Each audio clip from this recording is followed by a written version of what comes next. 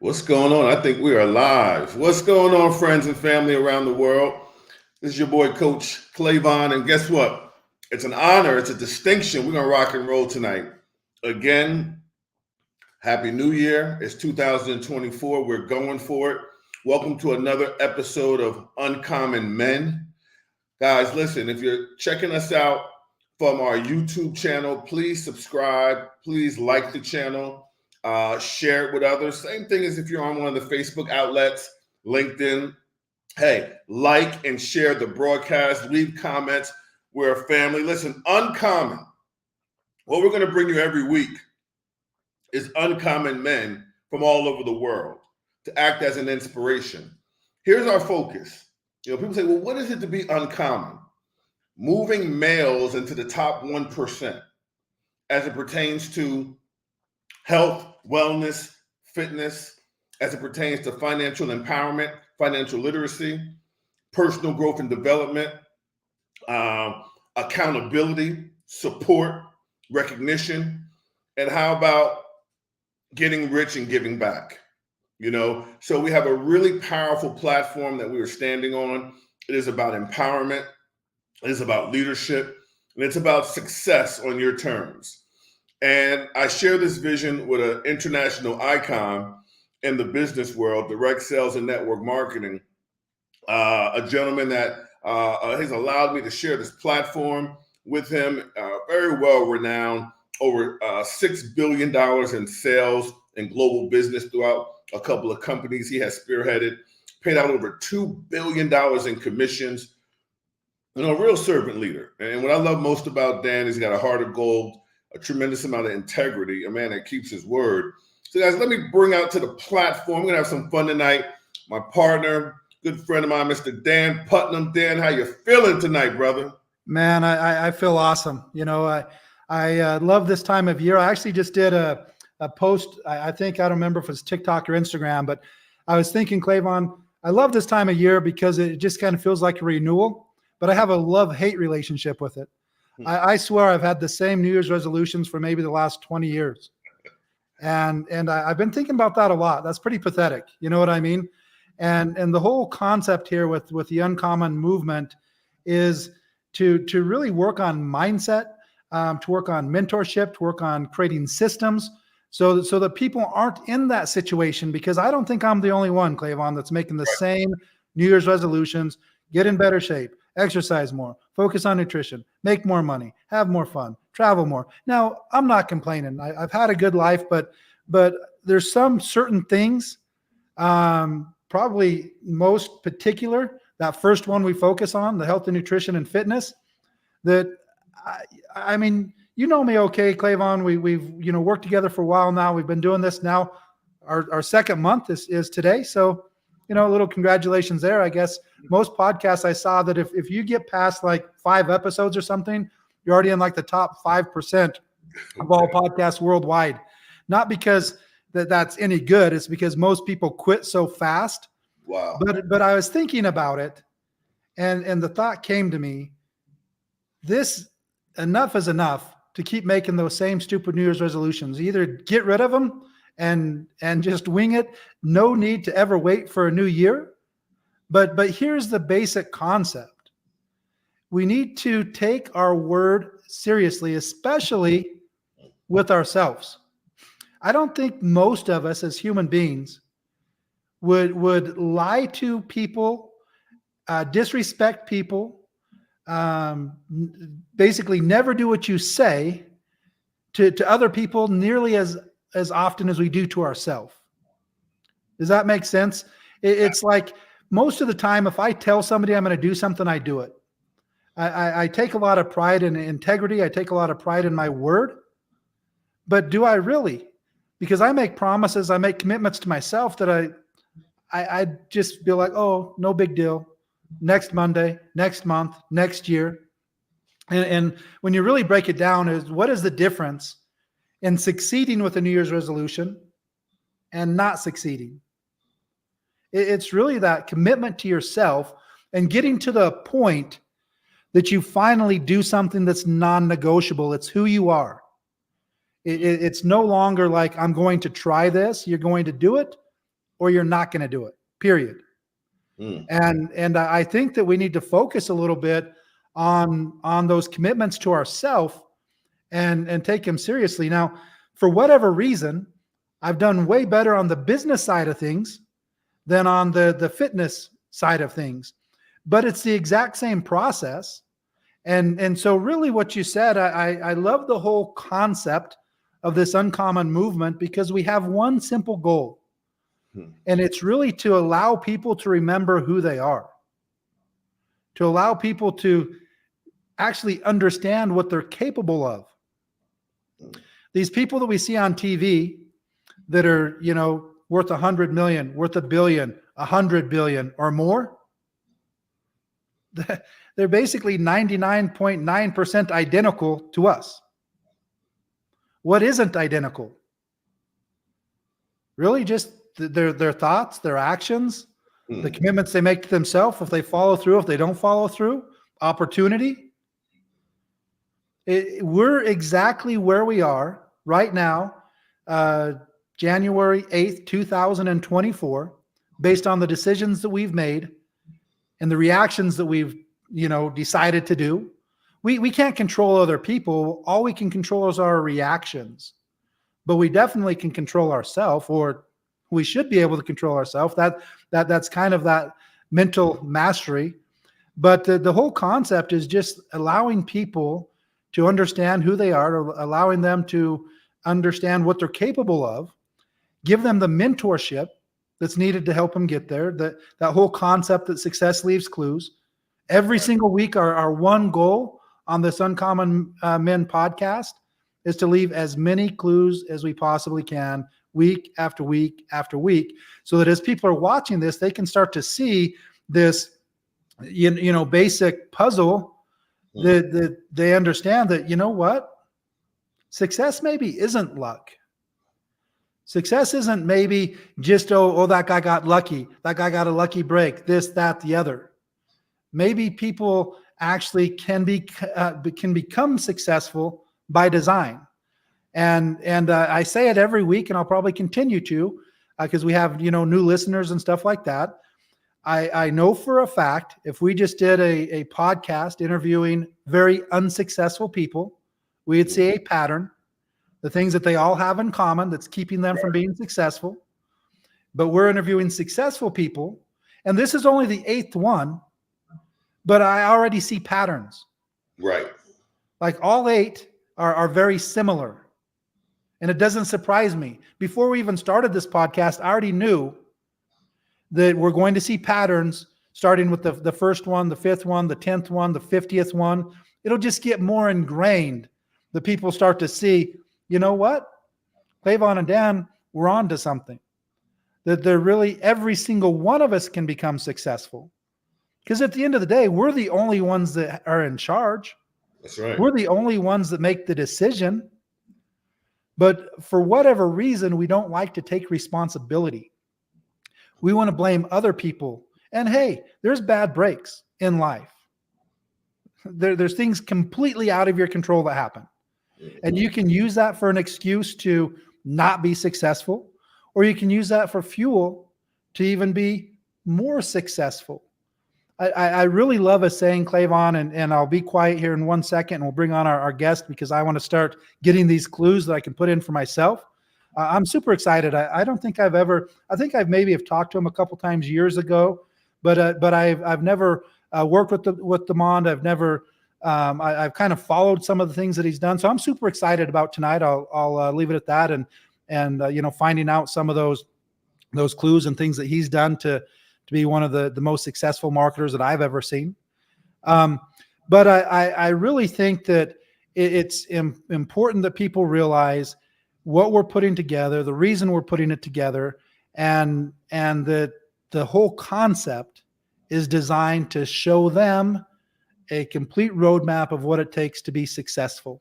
So let's go ahead and bring on Demond. I actually lost my train of thought of the one last point I was going to make. So we'll figure it out as we go. So Demond, thank you so much, man. Before we ask Demond any questions, I'm going to definitely pass the baton to you, Dan. But this guy deserves a really true introduction because, see, I moved to New Orleans, Louisiana about 15 years ago. And when I got there, I was in the coffee space and we were in a company, and this guy was moving around. And I think he had, actually left New Orleans because of Katrina, relocated his family, but he still had a presence in New Orleans. He'll tell a story. And I just watched him go from servant leadership with an impeccable reputation to ownership in this industry. And I just think that is just like a snapshot of greatness. Someone who had a national and international business, never heard anyone ever say anything negative or derogatory about Damon. And to see him today as the owner and CEO of an international company that's making waves is phenomenal. But I'll tell you something. There's a guy by the name of Eric Worre out there who throws conferences and brings all these networkers together from, Damon was doing that. And what do I mean by that? He's the first network marketer I've ever seen do training calls where leaders from other companies, let alone his own company, would push their teams to his weekly call to the point where it became a phenomenon. This guy has got character like you wouldn't believe, and it's an honor to have you on here. Damon, our commitment was to bring extraordinary, uncommon men to this platform. You fit the definition. Thank you for taking time out your schedule, brother. And Damon Crump, man, how you feeling tonight? No, first of all, man, thank you, gentlemen, for having us on tonight. It's nothing short of an honor. And I'm telling you, man, after what Dan was sharing, I was like, man, the podcast is over.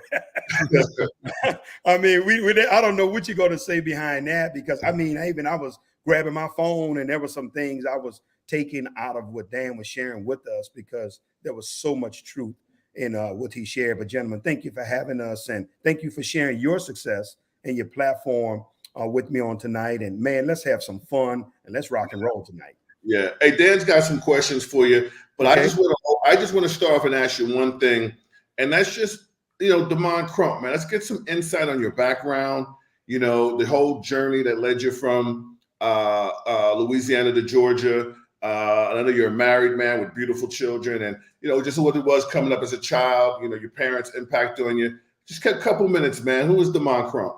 Well, absolutely. Born and raised in New Orleans, Louisiana. That's right. I'm in Atlanta, but I'm still who that, New Orleans Saints, live or die with them. And straight out of high school, I went to the U.S. military, honorably served my country for 4 years in the U.S. Navy. And I remember at the age of 21, I was exiting the military, and the captain of our warship, never have the captain ever came down for a sailor when he was leaving, and he came down to my berthing and he sat with me. I was on my bed packing, and he was like, Damon, why are you leaving, son? You have such a promising military career, because I had advanced as far as you can go in 4 years, but they wanted me to re-sign, and they were throwing me bonuses and everything to stay. And I remember telling him, I said, sir, I can't see giving you guys 30 years of my life, and I don't get a chance to own any of this. Even as a youngster, it didn't make sense to me. Entrepreneurship, and I got to say, it was a God-given inspiration, because nobody in my family was an entrepreneur. No one. I'm the only one of my mother's 6 kids. I've never been to college or anything. I just had a desire for entrepreneurship. So I left, came back to New Orleans. Once again, people were laughing. I started washing cars. I had a mobile detailing service. I was the first guy ever in New Orleans, going around New Orleans with a van, with pressure washer, generator. Still to this day, I could detail a car too, guys. So my wife pulls me out of retirement every once in a blue moon when she really wants her car done right. I get out there, do it for her. And then I got into concert promotions. I got into flipping houses, you name it, because I had a wife and 4 kids to provide for. And then Hurricane Katrina struck, brought us to Atlanta in 2005. We lost everything.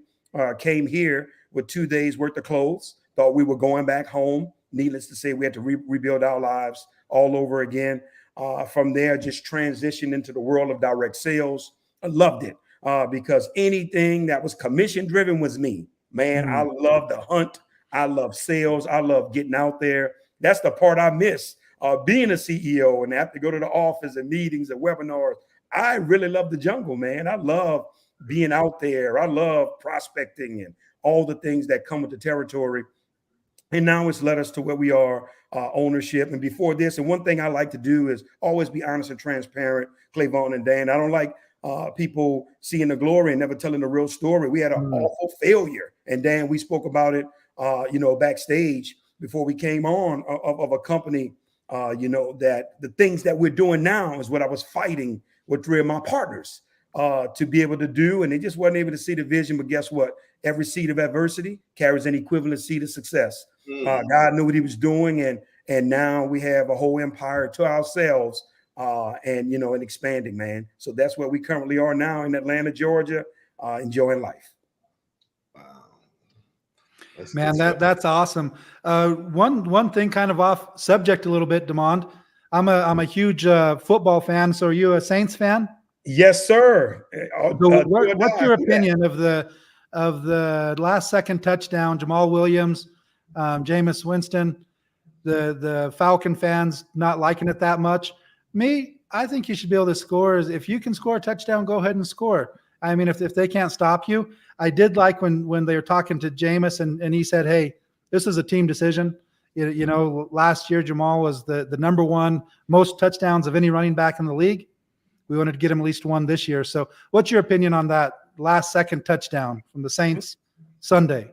Let me tell you, it would be easy for me to say, oh, yes, especially the Falcons. That's a big rivalry. But that's one thing about me. I'm not biased. And yeah. Well, now it's a little tough since you're living in Atlanta. That's what I say. Oh, no, I won't be. If I ever get converted, Dan, I wouldn't be able to go back home. I wouldn't be able to go to none of the reunions of family and friends. But I had a problem with it, and I'm going to tell you why I had a problem. Because I'm big on infrastructure and discipline. And what you did was you disrespected the call of the leader. And the coach didn't want that to happen. And if you saw the Falcons coach, when the game ended, it caused a problem amongst them. And now you put the coach in a compromising position because of a decision that you did. So that's what I didn't like about it. Like I said, it would be easy for me to root for it because it was the Falcons. Absolutely. Do it 1,000 times over. But I didn't like it because, there's consequences when you make rogue decisions that others pay for it. And I didn't identify with it. It's maybe one of the reasons that Jameis has been coming off the bench almost his entire career, because he makes some of those decisions. And I just thought that it was interesting that they were making a fairly big deal out of it. To me, I didn't see it being that big of a deal, but I love what you said there, discipline. When you were growing up, were you a disciplined person, organized person? Did the military help with that? Or why is discipline important to you? As you just mentioned that, you're a big fan of discipline and you think that they should follow the rules. Was you like that before the military? Did the military help with that? Oh, the military definitely helped with that. Definitely, because remember, I went into the military when I was 18 years old. So it definitely helped me understand authority. It definitely helped me understand leadership because you have to realize, your comrade's life depend on you being disciplined. Yeah. You being able to get up on time to go on watch, you not being sleeping on watch, because remember, there's always a threat globally as you're out there. So discipline was a big part of that. And not only that, Dan and Clavon, when you go rogue or you go against the vision that the leadership has set, like for you yourself, that can be an effect on you. Because think about it. Most companies, when they get in trouble with the FTC or anything, it's never the CEO or the leader. It's always a rogue distributor doing something that it shouldn't be doing, income claims, health claims, whatever it may be.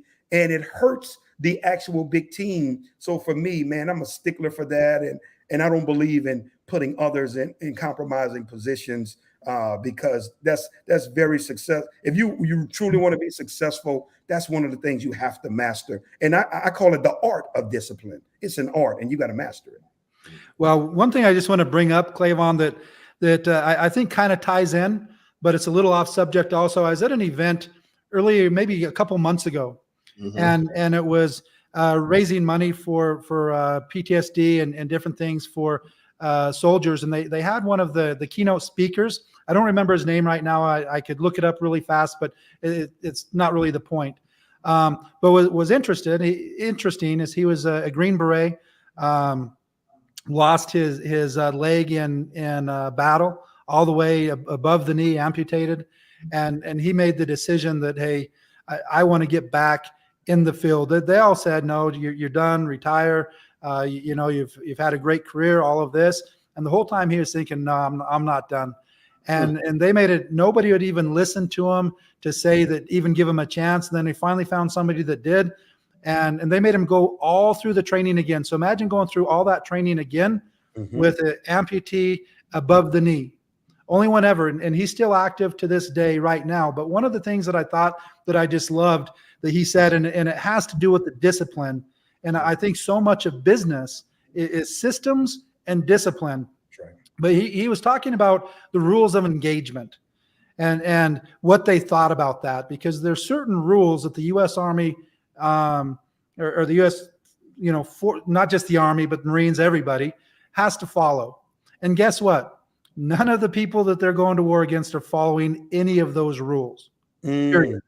And here's what he was talking about. He said, I'm fine with all those rules. And here's why, because we know what the rules are going in, and we know that we have to be so much better than every other person that we go against. He said it's basically like going in with one arm tied behind our back and one leg. But he says that's how good we are. There's not one army in the world that can compete. Nobody's even close. And we can go in with our arms tied behind our back, and we're so much better than anybody else that we know we're going to win. And he was saying, I want you guys to be confident in the young men and women that are out there protecting this country. That's because of discipline. That's because of systems. And that's, that whole non-negotiable thing. It is not negotiable. When you're told to do something, you do it. And I just think that those are some things that we can all learn from. So that's why I was curious about the military experience that Demond had, what that had to help him in business. And I loved what you said. You get out of the military, that whole concept of not having ownership, and no matter how good you are, there's always a ceiling. Yes. And so what I talk about entrepreneurship, and what I really get people to focus on, is if you really want to see what it takes to become wealthy, it's really one word, and that word is leverage.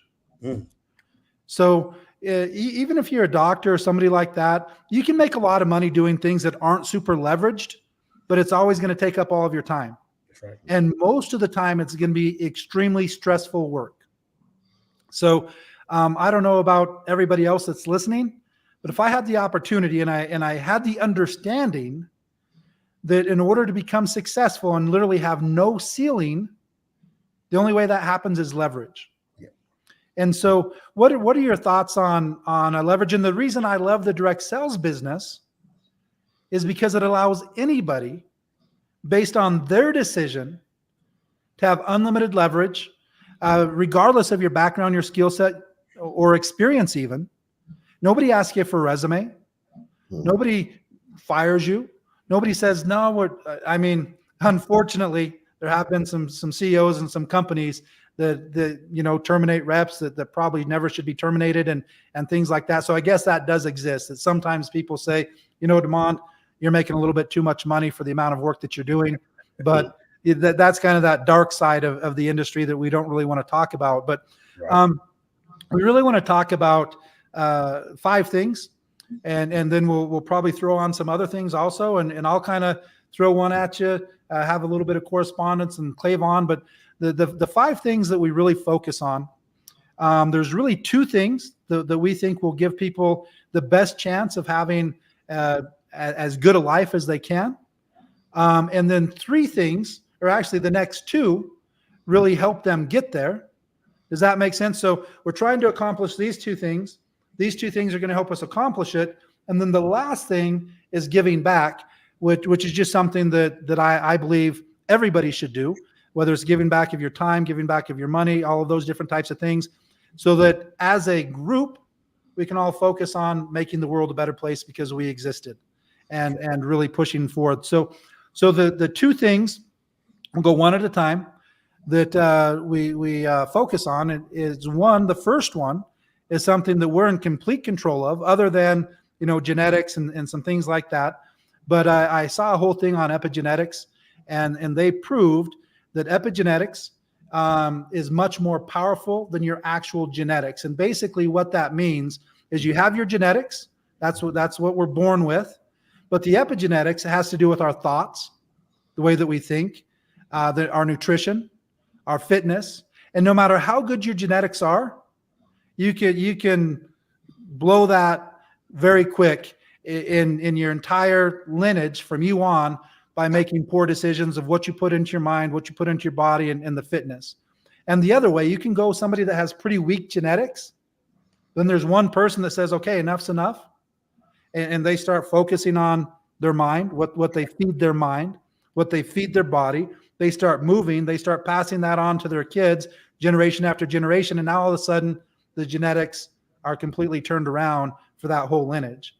And so with business and being an owner and traveling all over the world and stuff like that, sometimes it's a little bit more difficult for the nutrition, for the fitness. Is that anything that you've focused on at all? Is it anything that you've kind of put a plan together, whether it's a morning routine, whether it's just something that you follow?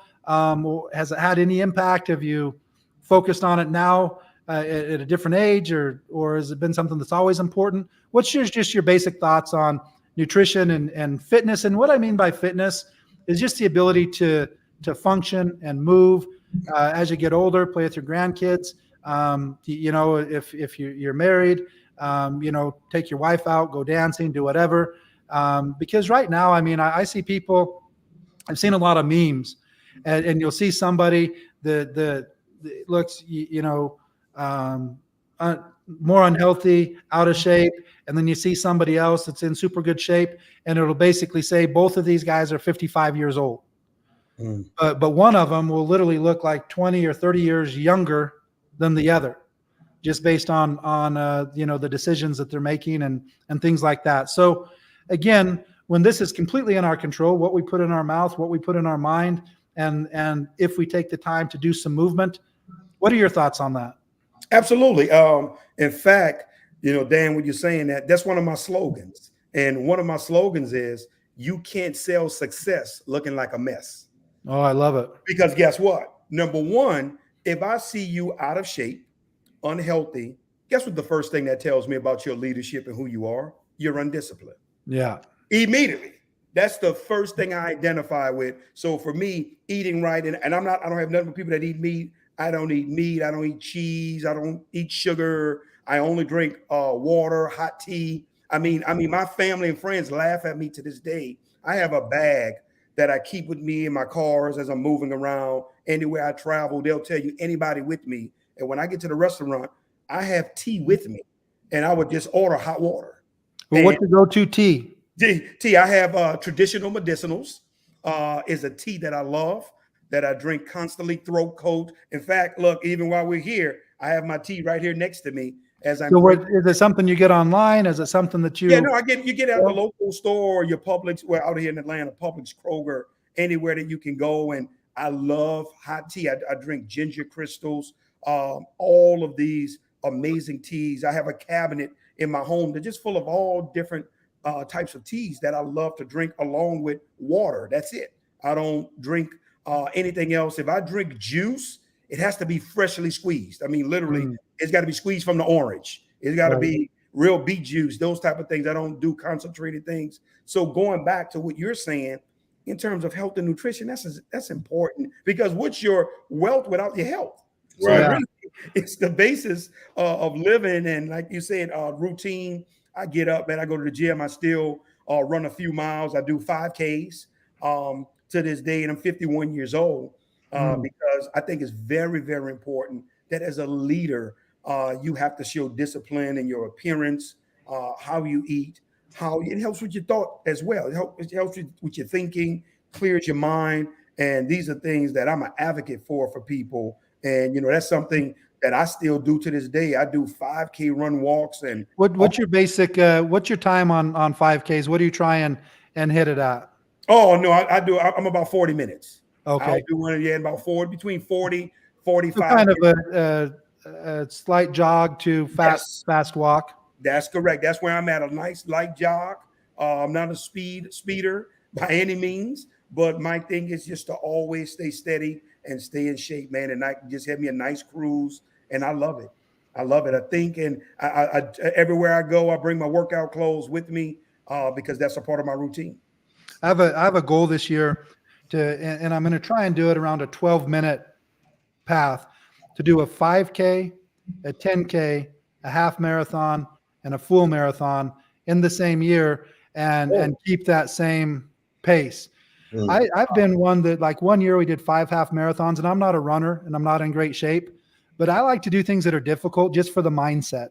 It was kind of funny. We did a half marathon maybe 2 years ago, and one of the guys with us does like ultra marathons, and he, and my brother does marathons, and he said, just the adrenaline alone will get you like the first 2 or 3 miles. And I told people, I'm like, man, I'm tired before a quarter mile. What gets me going that 13 miles is literally just that mind. Right. And I was talking to some people one time, and I was on a hike that was ranked as like one of the top 5 most difficult and dangerous hikes in the United States. And I got invited, and I didn't really pay attention to what it was. They were just saying, hey, this is like a once in a lifetime opportunity because you have to draw out to get this. And so my buddy asked me, and I said, yeah, I'll do it. And then when I got there, I saw all the guys that we were with. I stood out like a sore thumb. These guys did this stuff all the time. They're in great shape. You were packing in about 125 pounds in the backpack as you're bringing all the water. It's a couple days thing. And they asked me, they're like, hey, do you know what this is? Did you pay any attention? And I thought to myself, man, I was a little nervous the first day. And then we were doing a video. I think it's still maybe on my YouTube channel somewhere, the video from there on the last day when we're getting close to being done. And the thought came to me, and I've always kind of been this way. I like to do hard things, and things that make me want to quit and then not quit. And it's just something that I've just done kind of my whole life. Is it's like, yeah, I'll do it. And I'm not going to win. I already know that. My win is just but I also know I'm going to finish. Mm-hmm. And those are the things. Is I think if we never get in a situation that we feel like quitting and don't quit, then we just end up quitting. There's a lot of people that feel like quitting and quit. You know what I mean? But I think it's just a different mindset when you feel like quitting and then you decide, okay, let's think about this. Who decides if I quit? Me. I'm the only one. Am I going to die if I don't quit? I mean, I'm not going to say that there's nothing that I'll never quit, because if you break your leg and you can't continue, some injury happens. But I really think that it's important. The reason I like to do these races is just because I don't like to run. For me, growing up, the sports I played, it was always a punishment. Hey, you don't do this, run laps, run sprints, do all of that. And I've never really liked it. And so I like to do the races, though, because I like to compete. And I like to do things that aren't easy, mm-hmm. so that I can prove to myself that, hey, I'm not going to quit. And all the half marathons, what I can tell you, I never had good times. I always did it under 3 hours, even but my goal is to be closer to 2 hours. Mm-hmm. But I never saw anybody bigger than me pass me.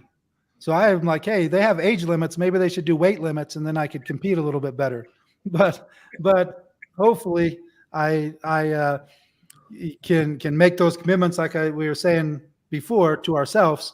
Right. And then I won't have that. But what we should do, Demond, is we should pick a 5K sometime this year, and okay. The three of us get together and do one. There's a lot of really fun races, and I know Clavon loves to do 5Ks. I love it.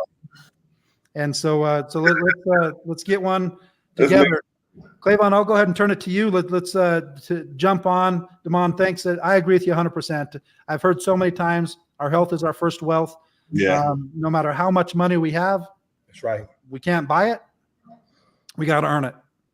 Got So it. you can have the richest person in the world. He's got to earn his health. That's right.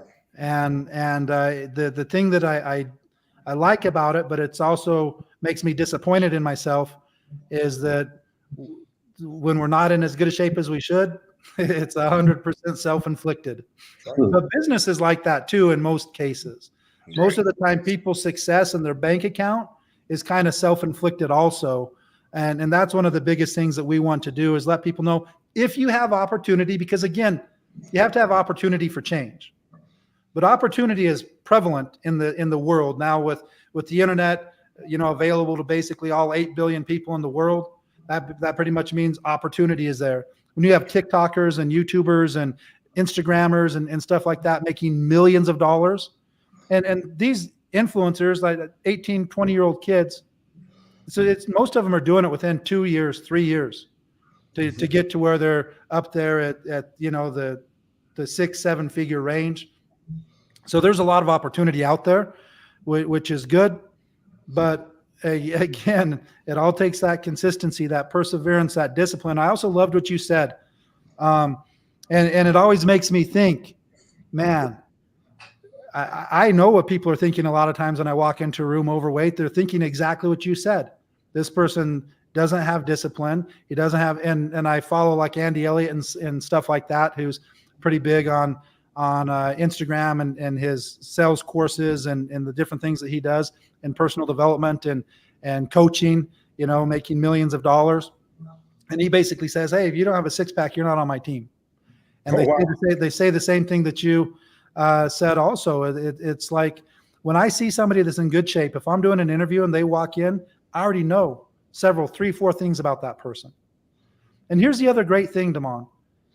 It doesn't take that long, doesn't take nearly as long to get in shape as it does to get out of shape. Mm-hmm. Like there's somebody that might need to lose 200 pounds. Mm-hmm. They can literally do that in a year and a half. You usually aren't going to gain 200 pounds in a year unless you have some health issue or, something goes completely out of whack, thyroid, something crazy. Right. Even no matter how bad you ate, you're probably not going to gain 200 pounds in a year. So let's go ahead and go on to the next one, Clayvon. Yeah, definitely. Damon, you had shared something that really caught my attention. And, the Uncommon movement stands on a couple of, pillars, as Dan mentioned. And we just talked about health and wellness, fitness, okay, as you put the number one, priority. It should be, right? And our second is financial literacy. But, before I ask you a question about that, you had mentioned, and Dan had given you a great compliment about one of the launches that you had in the business world was one of the best launches he had ever seen. But then you talked about how it was like a crisis and a Titanic at the end of the day. But then somehow you persevered. And I just kind of heard you say how, the partners, there were 3 of them, but now here I stand alone with my team and it's victory. And we're going to talk about I don't mean to get ahead of myself, but when you mention that, I'm just character. What did it take, if you could just talk, quickly to the character, mm-hmm. the perseverance, what are some of the jewels you found out about yourself when you're doing something on a national stage, it crashes and you got to build it back up? What was that journey like, really, and just some of the nuggets that came with that? Well, first of all, when you said character, a quote that I also live by is character is the ability to carry out a task long after the emotions are gone. Mm-hmm. And most people, they don't ever get past the emotions. Like, for example, I'm quite sure there's people with, your company may come to a presentation or come to the convention. Oh, I'm going to kill it. And the guy, they're emotional. But now, can you take that past the emotions and actually apply and fulfill what you was just feeling? And most people, they're never able to take that journey. That's where they fail, because they just can't get past the emotional part of what they were feeling and bottle that up and take that with them. So for me, on that journey, and I'm glad you guys asked about it, is because, when we were together, with this, and like Dan said, man, it was epic. in terms of Well, and just to let people know, I don't know the exact numbers because I wasn't there and it wasn't part of it. But I believe in your pre-launch, you had more than 100,000 people enroll. I know that you were doing the first meetings that you guys were doing. I still remember seeing a video in LA or in California that looked like the line to get in was a mile long. yeah, I think like 10,000 people. It just Yes. was one of the pre-launch Absolutely. events, and you did them regionally. You didn't do just like one national. You did them regionally.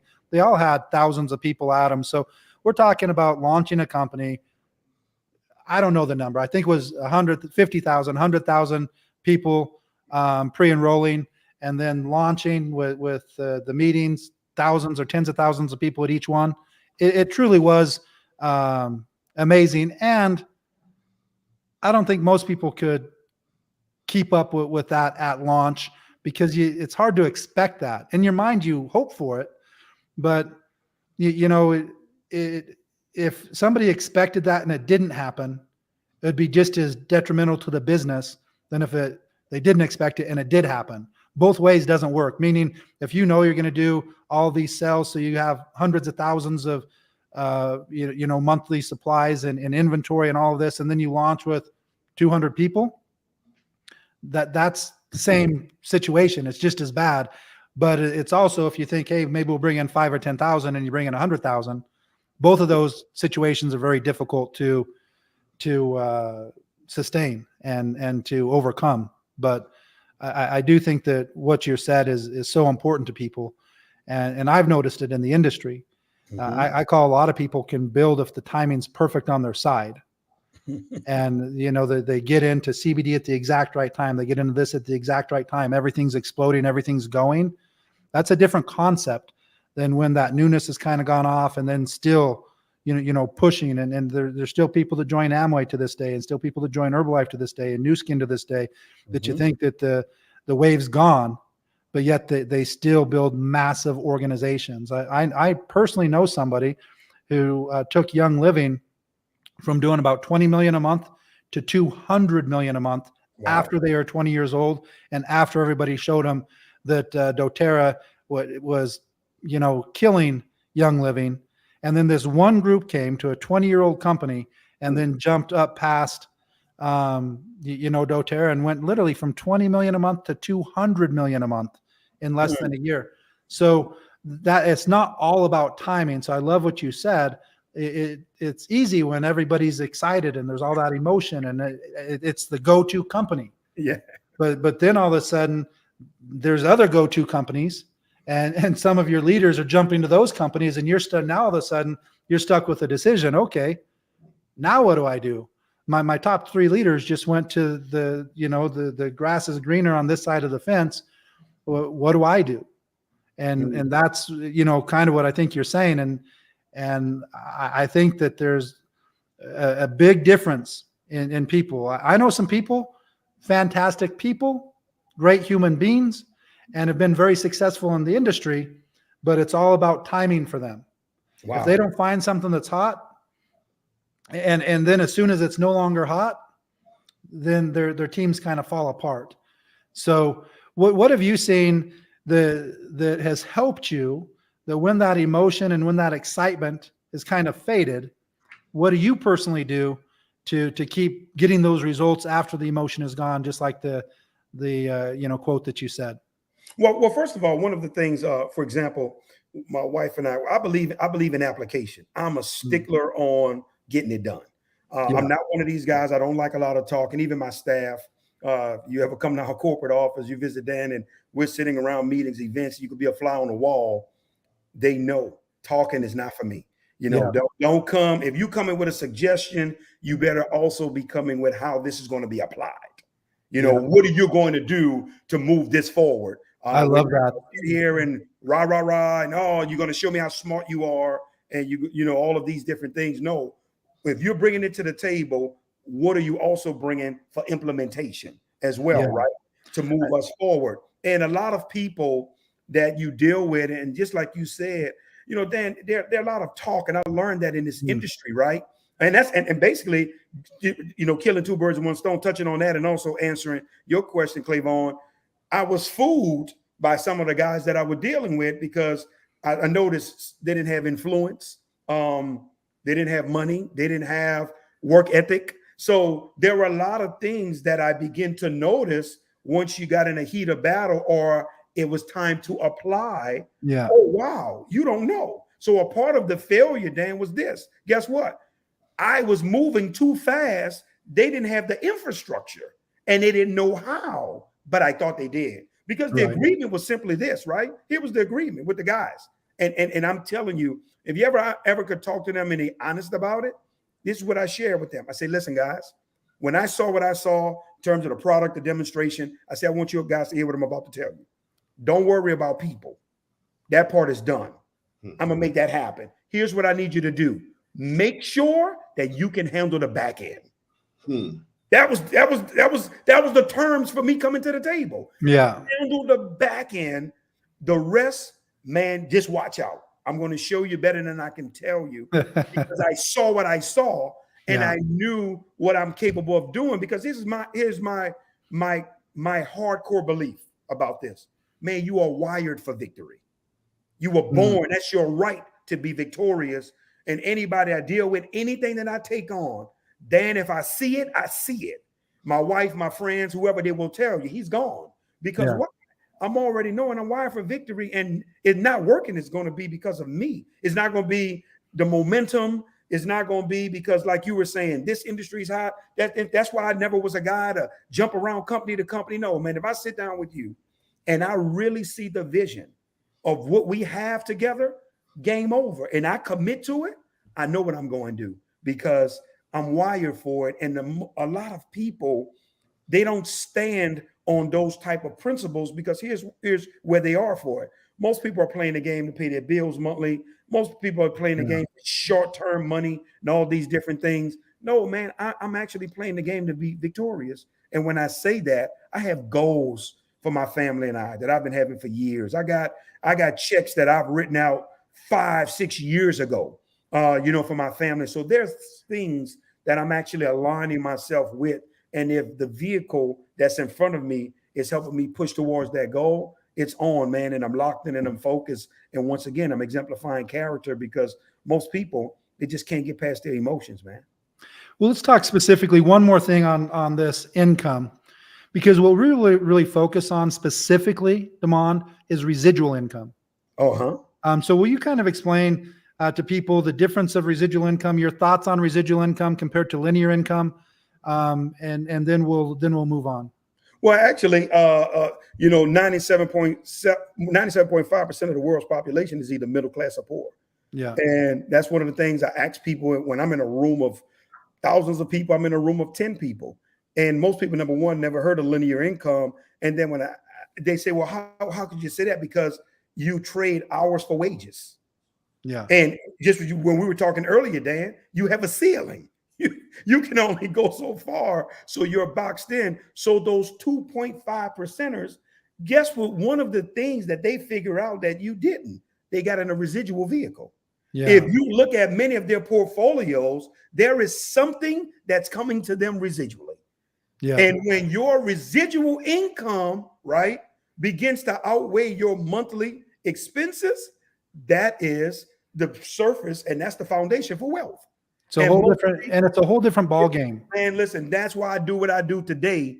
And people are blown away on how you were able to take a $6 product over $20 million and counting because I understood the residual effect. Yeah. And I said to myself, this is true residual for my family and I. And that's exactly what it's been over the last 4.5 years, residual. And it's not a lot. I talk to many of the leaders, around the industry still to this day. Twala Portis is one of my greatest friends in the industry. We talk regularly. In fact, we were talking today. And one of the things we all talk about is we talk about that residual effect that everybody wants and everybody's after. And I'm saying, man, that right there is a game changer because we talk about it in the front of rooms and we show it in presentations, but to truly, truly have it. And there is a formula to get it. And most people just never mastered it or was disciplined to the process that it takes to achieve it. Right. And just real quick for the listeners that don't know exactly what we're talking about, residual income, It's just like Damon was saying, it's basically just income that would pay you month after month. So that could be through investments. And it's all about things that you can leverage. You can leverage money. That's going to be that investments. I put in $1,000, I get whatever percent return. And so every month, every year, I'm making more money on my money. But you can also leverage time, money, and effort. And that's what we talk about in these direct sales organizations is we're leveraging time, money, and effort.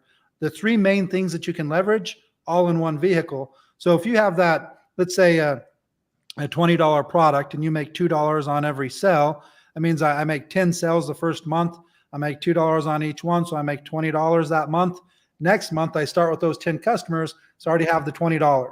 And then you just build upon that, build upon it, build upon it. Same thing with royalties. Royalties are a form of residual income from, actors, actresses, music artists, different things like that. Or even people that develop a product and then get a royalty every time it sells at Walmart or something like that. But the residual income is just that whole concept of getting paid on the work you do today over and over. It could be month after month, year after year, or even decade after decade if you create it right. So I just wanted to explain that really quick. Damon, now we're going to jump on to the next thing, and that's personal development. Mm-hmm. And so I talked about the health and fitness, and then we talked about finances and specifically residual income.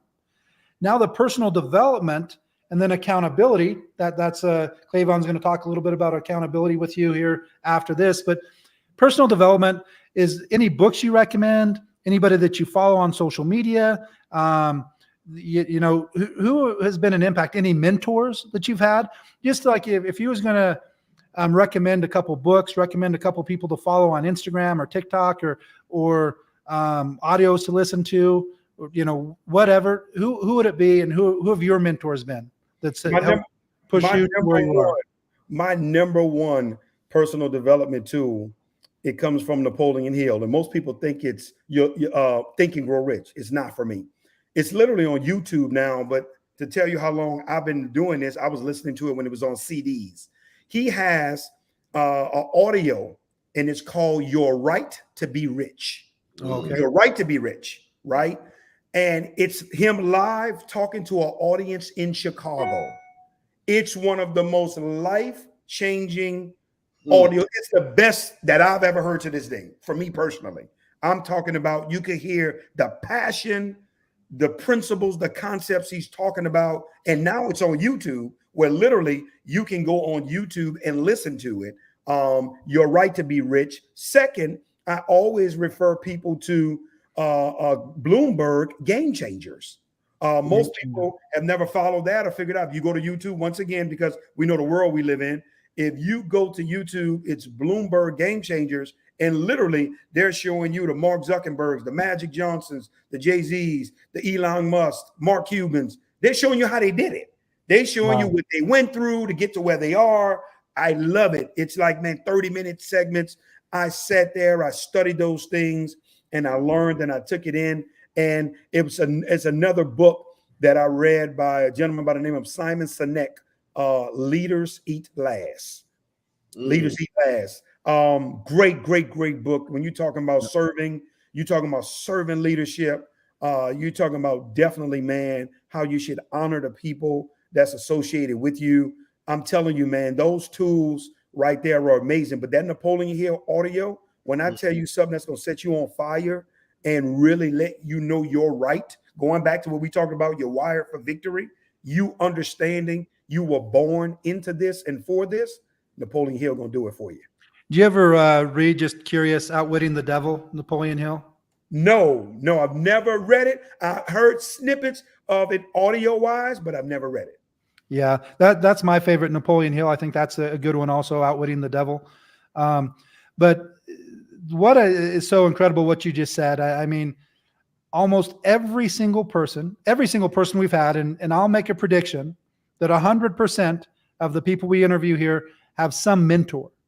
Mm-hmm. But some people is their dad, some people is their grandpa, some people is Jim Rohn, some people Napoleon Hill, some people Bloomberg and those different types of things. But almost 100% have some mentor. What about system? What's your feelings on systems? as part of personal development. I guess that's kind of discipline and things like that. But just what's your opinion on systems? Oh, systems are very, very important because number one, having systems allows you to leverage number one, your time and your effort. Because anything that the system can do for you, why would you do it?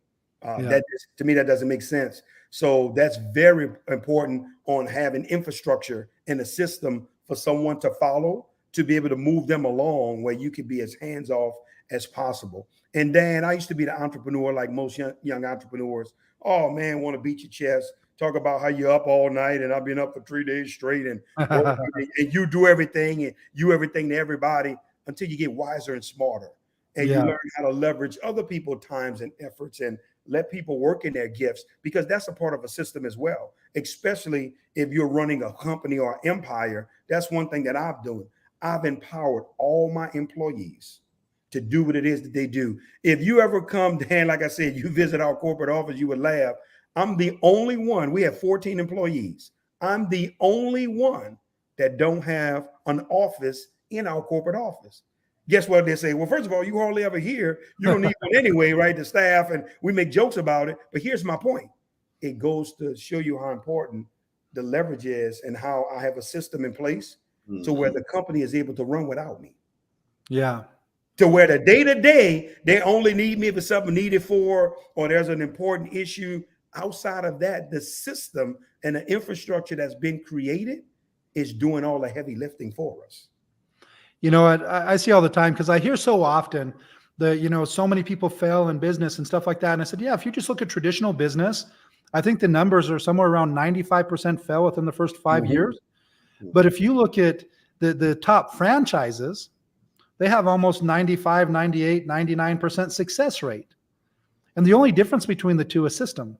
That's correct. And the next thing with them is accountability, meaning if I start a McDonald's, I have no freedom at all, period. I do exactly what they say. And if I don't, then I lose my entire investment. They take the franchise away from me and corporate takes it over. So the concept is having that system that's proven, having those mentors. And that's really our whole concept with this Uncommon movement, is saying, hey, we're going to teach people kind of in 3 ways. We're going to focus on mentorship, the best books, the best things, learn from people that have done it. Then we're going to focus on systems, why systems are so important. And then what we're bringing to the table in addition to that is AI to help assist to see if you can make it slightly better. And the next thing that I'm going to turn it over to Clayvon, but it just kind of goes in with the systems, with those discipline, with the perseverance, with all of that. And that's accountability. So Clayvon, do you want to go through that just really quick? And yeah, I mean, Damon, you have 14 employees, so I could imagine accountability is a big part of how you can sleep at night, or you can use words like leverage. I mean, it's got to be a part of your comfort zone. You must have a great accountability program. I mean, how has that worked in your career even before you were owner and CEO? I mean, even when you were in the field, in the jungle, how important was accountability for you building? Accountability is very, very important. There's a very key word that's in that word accountability, and that's count, meaning I got to be able to count on you. I got to be able to count you in terms of being accountable. And one of the things for me, Clayvon, is, man, that I lead by example. I mean, there are videos out there of me right now. I mean, seriously, if you used to go to my Facebook page, and I believe it's the last video our team posted, right? There is a video of me unloading the container at our warehouse as the products come in. Pretty much every container we've ever had, I've been there to unload the truck. And I had one of the staff members ask me one day, he was like, Mr. Crump, why do you come here every time the container is here? You pay us to do it. And I explained to him, I said, number one, I do this for myself because it teaches me to never forget where I came from. That's number one. Number two is showing you guys that I lead by example. There's nothing that's ever been done in this building, this company, or anything that I've asked anybody to do that I myself haven't done. Wow. That's for organization, teams, that's why anybody that's been associated with me over the years in the direct sales space, they never question my leadership. When I tell them to do something, I ask them to do something. Why? Because I've always held myself accountable first. That's awesome. You can't question work ethic. If I tell you this is how it's supposed to be done, guess what? You know, he did it. He did it. If I'm telling you how you got to stay commitment to something, he did it. If I'm telling you, hey, if you're in a bad financial situation, this is how you build your way out, he did it. He went through it. So that accountability, right, of being a person that's able to lead by example has been second to none in my life and career. And that's why haven't had any turnover issues with employees, none of that. Everybody that's with me pretty much been there from the beginning. Why? Because accountability is key. And even for them, hey, guess what? If you mess up, something went wrong, we want to know that we can count on you to be accountable and admit your mistake or admit where the ball was dropped so we never cross this bridge again. So accountability is a very important asset for success, especially when you have a team involved. Man, hey, let me ask you this. That's so powerful. You talk about leadership, and as we get ready to wrap up, I think about the fact that you were there in New Orleans during Katrina. And, we're talking about leadership, and I'm just flashing back to some moments where I've heard you speak publicly about this, about, your wife and your children and being displaced. And, you just mentioned earlier, going to Georgia with, two outfits and having to start all over again. I can only imagine. But I also can imagine that probably put another level of empathy, compassion, on your heart, part of your leadership. Because, one thing Dan and I, Dan speaks about that I've completely embraced so much is that final pillar of the uncommon movement is giving back. As Dan likes to say, get rich and give back. And, based on those experiences that you've had, how much is giving back, to your team, to the community? How important is that to you? And what are some of the examples of what you've been able to do at this stage of your success and career, to give back? Absolutely. Well, one of the things for me, man, that we do right now, and some of this I know you're aware of as well, Clavon, is outside of giving money, which to me, that's easy to do, right? Yeah. Give some more money. I was always a guy, I'm gonna be honest with you, Dan. I didn't want you to give me money. Give me the knowledge. Give me what's needed for me to go to the next level. That's why even whenever I got involved in companies will want to throw this amount of, I never took any deals. There's not a company on the planet could say DeMond Crump took a deal. Why? Because I'm saying, hey, listen, let me go out and prove myself. I'll show you what I'm worth for you to be able to see how this is done. And now what I do is with that knowledge, one of the biggest things we do is we do these entrepreneur forums.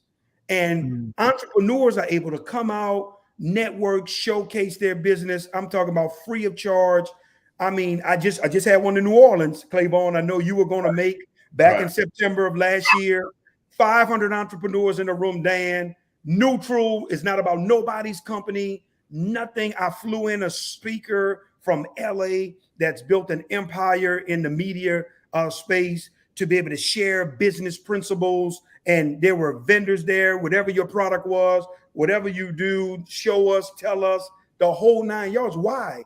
Because sometimes these entrepreneurs just need these forums. They need these rooms where people think progressive, because you know how you're out there getting beat up and rejected by your family, friends, and associates. So we put you in a space. We give, and people have been asking me, even councilmen in the city, man, why are you doing this? I said, because with us being successful, right? This is my way of giving back to the entrepreneur community, because I know what they're thinking, I know what they're going through, and I know what they need to succeed. So now we're going all over the country with it. I'm doing one in March in South Florida.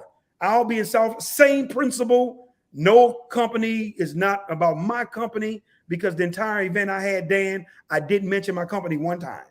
It was about entrepreneurship and giving these entrepreneurs the support and a quality venue and quality crowd that they need to be able to get their business off the ground. Because sometimes That's what you need more than money, because all people always think money is the issue, the solution. No, money can run out, but there's nothing like having the wisdom and the knowledge Right. and the tools you need to continue to succeed long if money have went from you, because we know ebbs and flows happen in the business and entrepreneur world big time. Well, for sure. And it's all about exactly what you said. It's about opportunity. That's correct. We can't just snap our fingers and all of a sudden make money appear. There has to be opportunity first. And so allowing people to have access to all of these different opportunities and then find out what are they passionate about. That's correct. So I'll tell you one thing. For me, I mean, I think I could make money selling something that I don't use, that I don't believe in that much and stuff like that, just of the pure sales tactics and just how you sell things. Like if I was a car salesman, an insurance salesman, I wouldn't have to be like my favorite car in the world. I could sell other cars because my favorite car in the world might have a fairly small audience. Other people need, different cars and stuff like that. But I'll tell you one thing, it's much easier to work something that you're super passionate about. And in my passion, I kind of moved from products, because products come and go and are hot or cold or whatever. Mine's better than yours is better. And this is the guy, everybody says they have the best products. That's correct. And so mine is just more passionate about providing the opportunity, a lot like what you said. And giving back for me is just something that I've always been passionate about. And I've heard a saying, you never go poor by giving. And because now, if you just give all your money away, you could go poor, go broke or whatever. You never get broke by giving. But it's not just money. We're talking about time. We're talking about knowledge. That's a great one that most of the time when I think about giving back, I think more of like time and doing charity work and helping out and service projects and those, or, giving money. But man, knowledge is even better. So I love that whole concept. And that's really what the Uncommon movement for us is about. It's about giving back and working with all males 16 and up. And we're putting something together for males, but females can follow the exact same principles. And what I found is a lot of times they're a little bit more organized than the males anyways, and are already doing women empowerment and all of these things. And so we're just wanting to do something for males. And man, Damon, you gave so many, great things there. And I love that whole concept that success leaves clues. You gave some fantastic clues. I think that if people aren't helped by listening to your story and stuff like that, they're just not paying attention, and they're not in the game. You got to get in the game. Success is an action sport. That's correct. Some of the smartest people I know, way smarter than me, about putting together business ideas and plans and stuff like that. But just having the idea doesn't make any money. You gotta take that action, and it's an action sport. So what I really want to urge everybody in kind of closing remarks is, don't just listen to what Damon's been talking about. Start working on those, things, starting with your nutrition and fitness. And because here's the problem. Not everything can be reversed. And so you definitely want to, guy that I did business with a long time, a very successful business that we started 20 years ago, that now has probably done close to $1 billion in sales. He said, my whole game plan for staying in shape is to never get too far out of shape. And then that's kind of the easiest thing to stay in shape, is never get out of shape. And that makes a lot of sense, because I've had different times in my life that I was in pretty good shape, and then just making slightly different choices and not focusing on the right things, then you get out of shape, and man, then it's a little bit of a journey. So, but let's again, in closing, I just want to urge everybody to first off understand who you are. I loved how you said that, Damon. I don't remember the exact words that you said, but it is our birthright to be successful, to be rich. That's Nobody right. is born to struggle. Nobody is born. We're born to overcome. We're born to lead, not necessarily follow. The best way to learn from, in my opinion, isn't necessarily through our own efforts. It's through other people's efforts. That's right. I think that there is no reason in 2024 that it should take anybody in the world more than a couple years to take care of their finances. That's right. There's too many clues. There's too much opportunity. I mean, just having access to social media that has billions and billions of people, and you have free access, and then the people, those companies will actually pay you for the information that you're posting and the following that you're getting. There is zero reason that it should take anybody more than 2 or 3 years to take control of your finances and also take control of your health. That's right. Now, I don't care how bad a shape you're in. 2 or 3 years, you can, again, some things may not be able to be reversed, but if it's possible to reverse, you can do that in 2 or 3 years of focus. And most people literally can do it in 6 months to a year. We're talking about people that are even more than 100 pounds overweight. You can take care of that in 6 months to a year. But again, you'll never take care of it until your word actually means something to you. That's right. Until you actually make that decision, enough's enough. I'm going to make changes. One of my favorite sayings that I've been focused on a lot this year is nothing changes if nothing changes. And I don't care how many podcasts you guys listen to. I don't care how many books you read. Bottom line, nothing changes if nothing changes. If you don't make the decision, first off, you got to find opportunity. If you don't have an opportunity, you need to find one. I'm sure that you can. Damon, do you have social media, Instagram, Facebook, any of those things? Just your own. How do people find you, Damon? I just on Facebook, Damon Crump. That's the only social media that I have.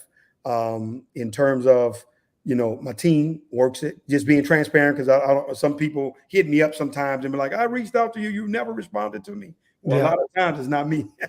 Just so people would know, they'll get back to me, let me know. But yeah, if you just go to Facebook, Damon Crump, my name, that's it. And that's how you're able to connect with me and just seeing, how we living and what's going on. Awesome, Damon. Again, thank you so much for your time. Thank you so much for the information. Clavon, before I turn it over to Damon for any last words, anything that you would like to finish up with? No, this is great. This is great. I would love to give Damon an opportunity to, just again share with us what you got going on. And I think it's Florida, that entrepreneur give back, that workshop that caught my attention. If you just kind of drop that seed again, any details you want to give, just to kind of promote that. I think that's awesome. But you're an awesome partner, and this is a great episode. I just think everybody watching, please subscribe to the YouTube channel, like the broadcast, share the broadcast, do the same thing on the Facebook group. Make sure you share it, like it, leave comments. We're going to continue to bring uncommon men, uncommon gentlemen as examples and as mentors to help you turn your dreams into reality. So yeah, Damon, what do you got, man? Any last words? And definitely share a little bit more about what you got going on in Florida. Absolutely. Well, what I want to do is just send a message, Dan and Coach, to all the people that's in you all's company and follow you all. Man, take serious their leadership and the system that's been put in place. And the way that you take things to the next level is you take what your leadership is sharing with you and you master it and you do it more than anyone else. That's the way immediately for you to see results. The law of large numbers. Go out there, get in that jungle, tear those trees down, pave a way, and fight for your family. Have a reason and a why, but put that into your work. I wanted to just share that message that was on my heart. It was led to let everyone know, hey, man, follow the system and do it more than anybody else. And then Florida is simply, first of all, the event is free. There's no charge. It's going to be March 5th. If you want to be a vendor at that event, hopefully you guys' company will want to have a vendor there, pushing your product service, get you some distributors, whatever it is that you will want to get some leads and some data there. You're able to go to networknight.org. If you go to networknight.org, that's the vending information. You'll be able to see the flyer, where the event is going to be, and there is no charge for the public to be able to come in. Only ones pay is those individuals that want to be vendors. And if you want to speak at the event about what it is that you do and what the product that you have. That's awesome, brother. That's awesome. Mr. Putnam, how you feeling? Feeling great, man. I love that because I felt the same way. And anytime I had success as a distributor, my first goal is to find out something that works in the cold market, whether the videos, the lead source, the type of ads and those, and then just put fire on it. And my whole thing was trying to put together a team that would share whatever the video was, whatever the system was, more than anybody else in the company. And guess what? I think 100% of the time that we shared it with more people than everybody else, we were in the top, 3, 4, 5 income earners in the company, 100% of the time. And a lot of people want to always looking for the secret to success. Well, the secret is get the information in front of more people than anybody else. Damon said it perfectly. There really is nothing else. If you're not having the success you're looking for, I can promise you're not getting it in front of enough people, or you're not getting it in front of the correct audience. But most cases, there is no correct audience and people that are looking for opportunity because it's general public. As Damon said, 97.5% of the people are living paycheck to paycheck. There's a very small percent that have actually figured this thing out. And so we already know most people are looking for ways. They don't really know what to look for because a lot of times they've never heard of it. So it really is just about get the information out in front of more people than anybody else. And I like your chances if you do that.